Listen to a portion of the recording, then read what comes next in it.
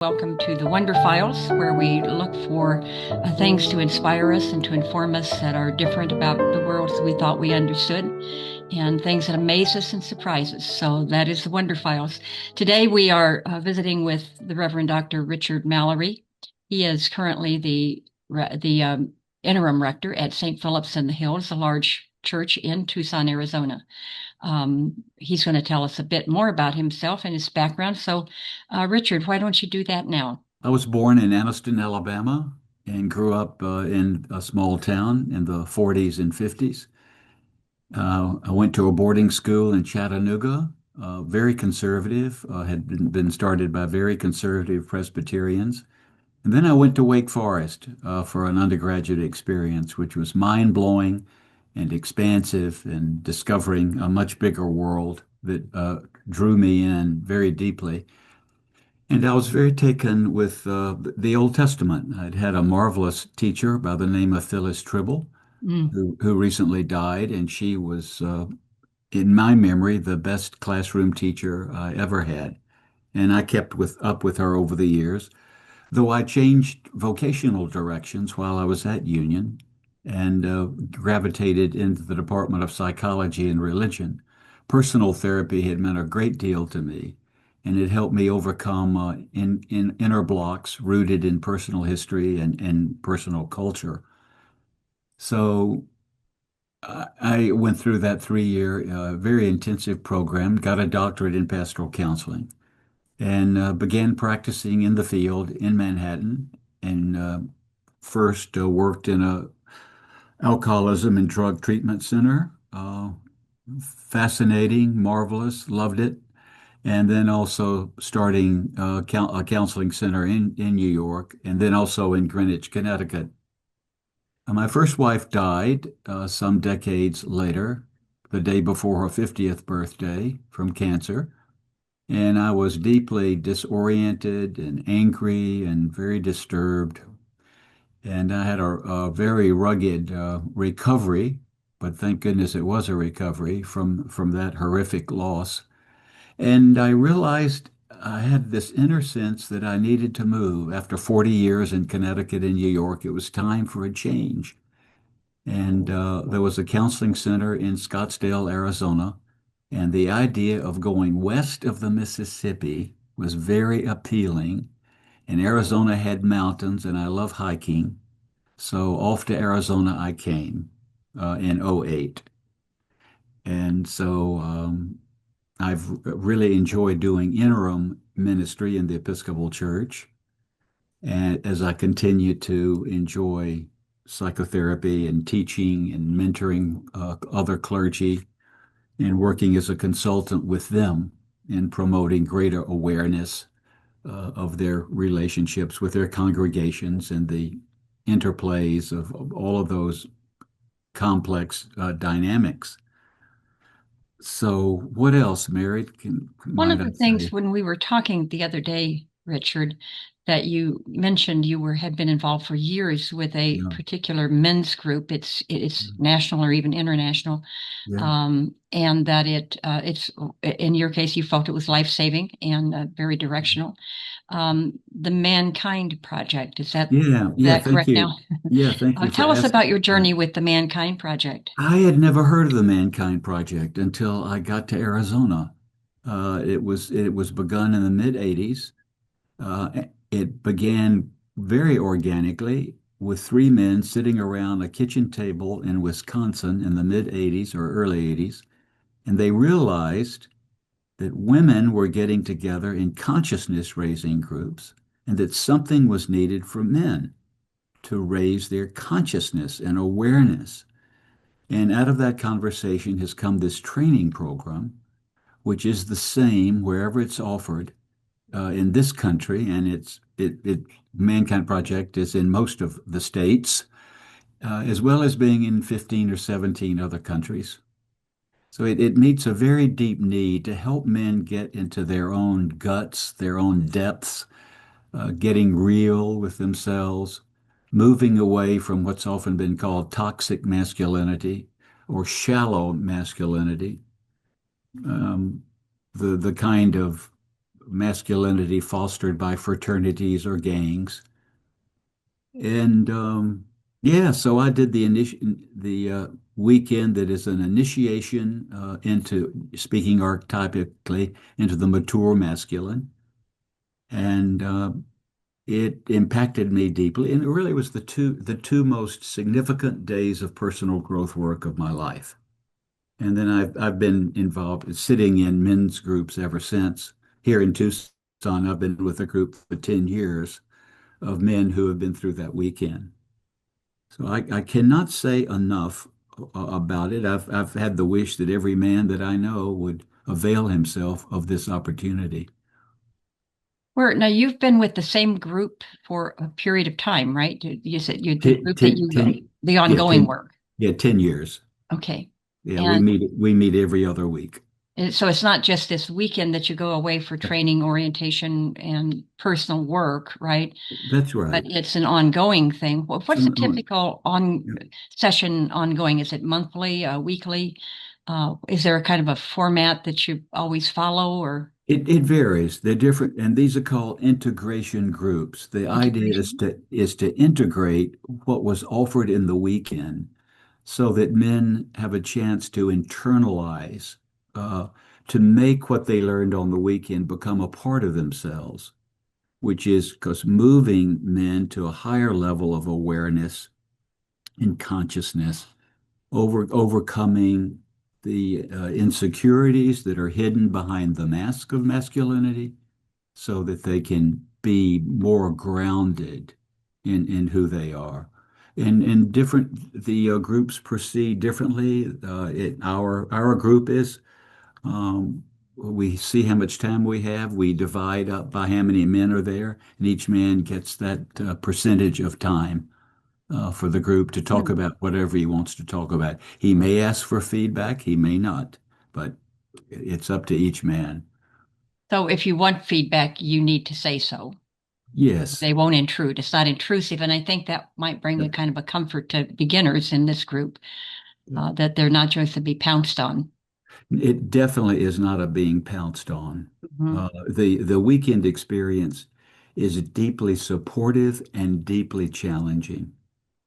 So let me ask you, Richard, all of this occurs. I was looking for some background material on not this group, but kind of the feelings and the reality about men and how they gather and how they don't gather and why. Um, And I was recalling some earlier men's liberation type groups at the time of women's liberation movement, where there was a little bit of speaking out against what they felt was, trying to turn men into something they are not. This leading to perhaps this perception of toxic masculinity. Um, and I think that was a Christianity-based movement in the 70s or 80s. Mhm, The mhm. name of it is not coming to mind right now, but Mm. how is for Yeah. anyone who may, as I did, have some sort of history with that or experience of that, Mhm. how is the Mankind Project different? Yeah. One difference is the Mankind Project was created very organically. It does not come out of an institution, so it does not come out of religion, and it doesn't come out of the mental health establishment. Okay. It comes out of a conversation that men were having, men who sense the great deep need for men. So nothing is imposed upon men. There is no ideology. There's a wider framework to which the man is introduced. And his inevitably, the sense of possibility and vision is expansive. And the greater sense of possibility is offered and by most men deeply sensed. And often a man will have a great aha experience at some point on the weekend. There are Mm. different processes, and different men respond differently. Uh, but most men end up on Sunday afternoon at time of departure, in a sense, feeling gobsmacked, really being aware of the Okay. Yes, having wonders something pointed of out to life. them. Yeah. You, but they've come for some reason, so they're expecting to do some work. Would you say that's fair? Some work on themselves and with themselves, or the gobsmacked. I'm trying to understand that so that it doesn't, so that it's a positive rather than. Yeah, oh goodness, yes, it's highly positive, Mhm. right? And it's challenging, it's hard, it's hard to get honest with oneself, and yet the weekend makes it possible for men. And early on Friday night, right at the beginning, men start to get very real, and a strong container is created, Mm. uh, Okay. a container, a crucible, where support and challenge is offered, where men are invited to tell on themselves, Okay. to tell where they're out of accountability with themselves, their spouses, their children, their work. And all of a sudden men start telling the truth, and they are applauded for their honesty. It would be great to see a session, though I know that's not possible. What about the age range? Is it largely a group of retirees, or how do you interest a younger Yeah, man who's yeah, either working the counter at yeah, Ace Hardware or yeah. he's a doctor in practice at the medical The center? the age range is 80, and more recently in my group, a man just went through it in his early 90s. Okay. And he is so excited. He's like a kid in the candy shop, Oh, wow. Yeah. except it's sugar-free candy. Sugar-free candy, yes. What about younger? How does this appeal, or does it Oh, appeal to the younger man? well, it appeals to some younger men starting at 18. Yeah, Okay. it appeals to some. They sense their need. Others might not sense their need until midlife, or or when there's been a crisis. Okay. That makes sense. Yeah. That makes sense. How would someone get in touch with this group or check out more besides just going online and Googling it? Well, that's a great place to begin, Okay. and then find out where in your state, there'll be some links to some people in your state, and then they'll be listing where the trainings are being offered, the weekend experiences. And the weekend experience is called the New Warrior Training Adventure. So the archetype of warrior is redefined, moving away from battle and war to warrior energy that a man needs. Women need it too. It's active. It's energy to be active on behalf of positive goals, and there's a sense of putting one's stake in the ground around commitment. So it's a commitment and a sense of mission that is supported by other men who have been through this, who understand how support is needed. So that brings to mind the crisis of Lone Rangerism, of men being isolated, Mm-hmm. and they because they don't know that there's another way of being. So we see the high rates of suicide and depression among men. The journalist Nick Kristof calls them deaths of despair. Not only overt suicide, but just the languishing away and disappearing into one's Barker lounger, or in the TV set, or talking to other men about sports and weather only, right? Because the men have not been socialized to share deeply.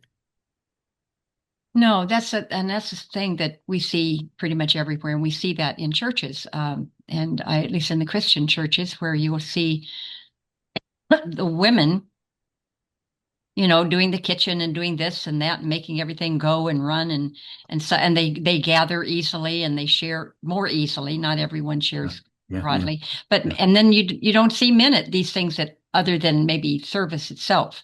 Yeah, Um, my wife who died grew up in a small town in South Dakota in a farming community. And so when there'd be family gatherings and the meal was done, the, exactly what you just said, Mary, the women would be in the kitchen cleaning up, talking and sharing, and mhm. the men would disappear in front of the TV set and doze off or just stay glued to the tube. Yes. And that's got to feel, not being a man is hard to know, but it just as a human person, that's got to feel kind of empty. Yeah. I mean, when the last game is played and all of that, who are you then? And it's very often that becomes the time for drinking and other things that can lead to toxic events, wife beating, things like that, spouse abuse, um, and the I mean, that's as a Super Bowl. I heard one time the Super Bowl was the highest how many, I want to get this right, the day of greatest spouse abuse in the country. That is just spikes on Super Bowl Sunday because they're all amped up from watching the game, seeing the tough guys play, and been drinking beer probably during much of that. And but which can lead to abuse. Not everyone and not every time, but it's because I think it's because they have no other way to communicate frustration and disappointment. I think you just nailed it. Yeah. Yeah. Well, how would someone? So they'd go to Google and exercise, look up mankind with a capital K in the middle of mankind project, MKP. Yes, I noticed is a great Yeah, abbreviation the use. abbreviation Yeah. MKP. Yeah. And to how to they may not even have words for what they feel is wrong with them or that's standing in their way of happiness and a good life. Yeah. Um, they just sign up for a weekend and go, or is there a way to talk to somebody more before they do that? Yeah, there are certainly people to talk to about it. Also, there are open groups in various communities. I know of a very good one here in Tucson. It's an open men's circle. It meets every other Thursday night, either in person or on Zoom. Okay. So those groups are a good way to get one's toe in the water and Sure. start learning about this weekend and being with other men who've been through the weekend. So how do you see your life right now and before, and then your life before the Mankind Project in terms of the inner Richard? How do you think you're a different person in a way, or an improved person, if that's a decent word to use? I don't know. Well, I, I can use words like I feel very fortunately lucky, very fortunately blessed to have come upon this work. Um, I am far more at peace. I am less driven. I'm less compulsive. I feel more secure. I feel like I'm more in my body. I've, and then I go back to peace in gratitude. It's a great place to be, peace. So, so what else in your life is we might be interested in there that maybe came out of this, some activity or hobby, or you have and used to have a dog, but now you have 12, or what keeps Richard Mallory kind of contented and engaged? I love the work that I'm doing. I Hmm. mean, I love the being an interim rector, and I love being a pastor. I love participating in services. I love preaching, and sometimes I hate the preparation for preaching. And I think most people have no idea how difficult it can be in wrestling with a sermon. Hmm. And say, well, some people will say, well, don't you just go back and just give sermons you gave in the past? I don't do that. I Thank you. like I like to keep it fresh and what's current, what needs to be addressed. So I grew up as a Baptist, loving the Bible, and then I discovered the historical critical approach to the Bible, which just expanded its power and its meaning, that these were human beings who were wrestling with their lives and their faith. And I love bring these existential issues to the surface. What were they struggling with? What were they coming up with?